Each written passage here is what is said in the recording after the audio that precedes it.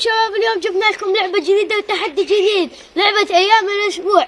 الفايز من 3 نقاط، والخسران راح يفتر مرتين بالساحة. تتوقعون يعني يفوز؟ حطوا اشتراك. تتوقعون يوسف؟ حطوا لايك. يلا نبدأ التحدي.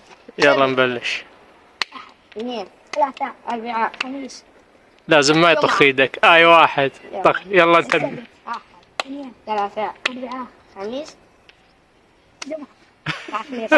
وايش قد واحد كل 7 1 2 3 4 5 جمعة. 2 1. ايه 7 1 2 3 4 5 جمعة.